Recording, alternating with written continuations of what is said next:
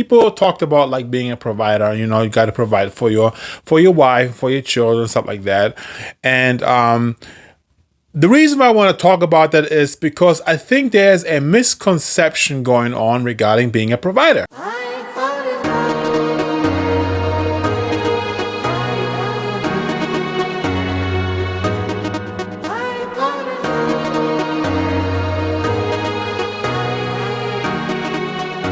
Hello everyone, thank you so much for coming to our YouTube channel, Innocent Love.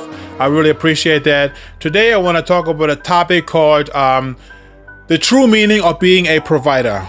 And the reason why I came up with this topic is because I saw some articles on the internet, and I saw some posts on Facebook. I don't know exactly when it was, but it really stood out to me because people talked about like being a provider. You know, you got to provide for your wife, for your children, stuff like that. And the reason why I want to talk about that is because I think there's a misconception going on regarding being a provider. And I really want to clarify that because I believe that certain people out there don't really know the true meaning of being a provider and what being a provider really is. You know, most people believe that being a provider means that, you know, you're the husband or you're the man in the house and you make sure that the family is taken care of, the bills are paid, food is on the table, and all that kind of stuff. You know, this is what usually the majority of people know of being a provider. And even though that is true, there is so much more that goes with that. You know, and this is what I really want to talk about there. So, guys, if you like what I say and the messages that I make, and it's in some way interests you what I'm talking about, the ideas, the topics, if it gets you engaged and you really like to listen to what I have to say, I would really appreciate that if you support me back by simply just sharing this channel, share it to anybody who might need to hear some of these things that I say. Also, if you have not subscribed, I would really appreciate if you subscribe to our channel as well. As far as, you know, liking and commenting, I would also appreciate if you do this as well. So with that said, guys, I appreciate your support. Now, okay, let's go back from the beginning. So basically, being a provider is so much more than just providing financial gain or financial security in the household, making sure the bills are paid and stuff like that. And usually when people say being a provider, it's usually like that the man is supposed to be the provider, and the female is the one who's supposed to be taken care of, whether it's in the household or in a relationship, basically. Also, the kids being taken care of.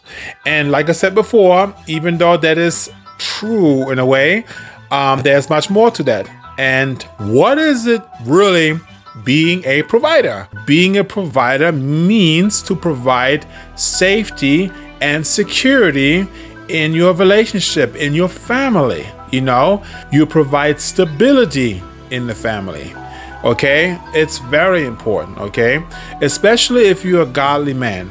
You know, it is important as a man because God did atone the man to be the head in the house, just as Christ is the head of the church. Nothing wrong with having a woman being underneath that, okay? It is actually a beautiful thing because God gave the woman a beautiful part in her role in the marriage or relationship, or whatever you want to call that, you know? So there's nothing wrong with that. Okay, the man is supposed to provide, and that is biblical, and it's true, and I personally and sincerely believe in that. Okay, you want to make sure that you lead your family or your relationship in the right path, okay? Not in the wrong path. You know, there's a lot of people out there that they just don't care about their fiance, their wife, their girlfriend. They just do whatever they want to do and just be reckless in a relationship and causing instability in a relationship. This is why it is so important for a man who is in a household to also provide sanity and to provide a sense of being normal in the family. Okay, it is very important because females are just naturally emotional people. Females tend to to get more emotional when things turn out to be a little rough in their lives. And it is the obligation for the man to basically calm these waves, to calm the situation, okay? Because if the man doesn't do this in the family or the relationship, what happens is that it really causes instability and things just go out of hand, okay? This is why it is so important for the man to really provide that kind of safe haven, okay? And like I said, this is what I personally believe, that there are just so many other things than just being a financial.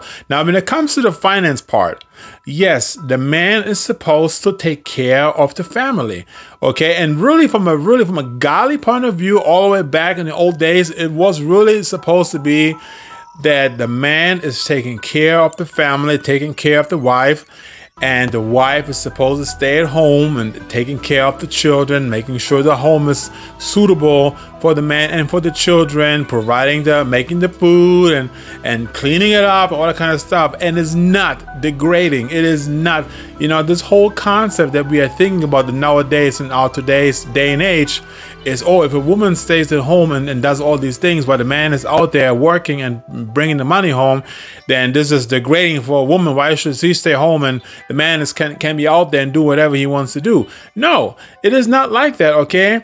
We have to really take off this idea and this blind side that we think that, because the woman is at home, it is so unattractive and it is so degrading to a female. It is not degrading. It is a beautiful thing, okay?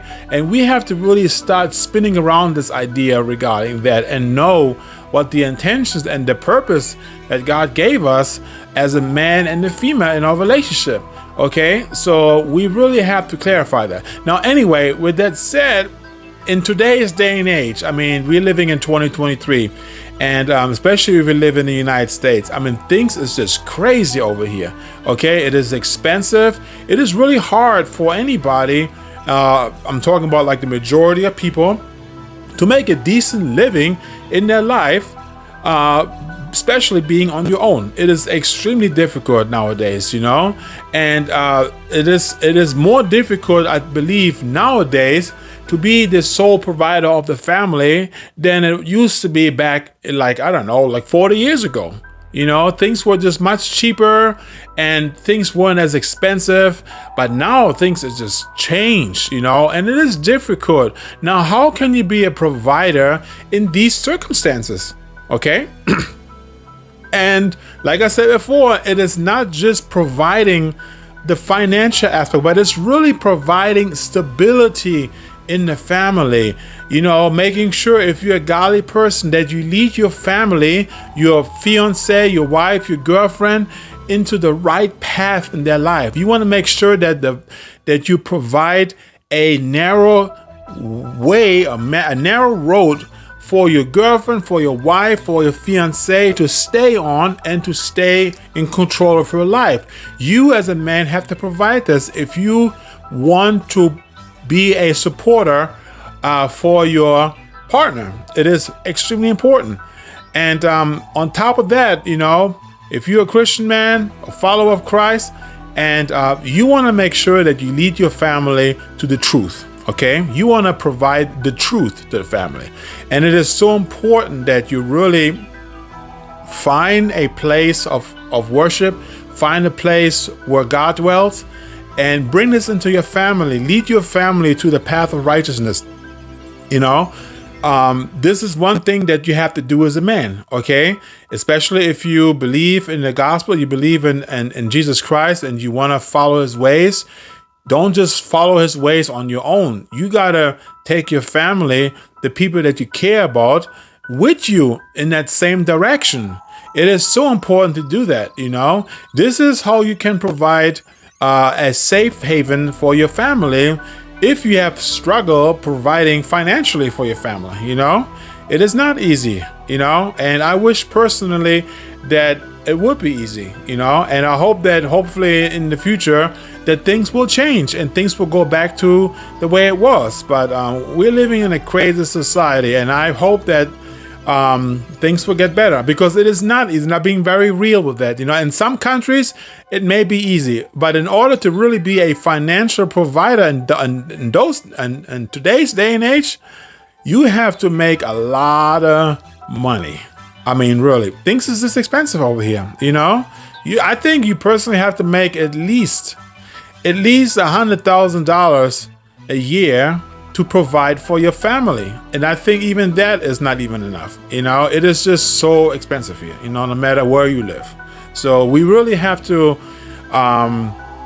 know and define our role of being a provider. If you cannot provide this way, like I said before, there are so many other ways how you can and how you should provide for your partner and for your relationship. Okay?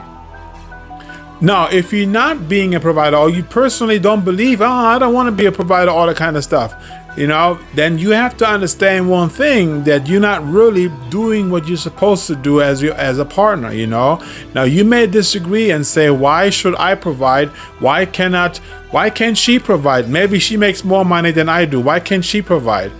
You know what? It is really up to you. It is all about how your communication is going on in your relationship. If you have no problem changing it up and have the female being a provider, then as long as you guys are okay with that, then go ahead. But I personally believe that it is not right. It's supposed to be the man. It is scriptural like this, but like I said before, it is difficult in these days and age. And I believe personally, if you cannot provide for your family, okay, you cannot financially provide for your family, you should at least work your way to a level where eventually you can provide for your family.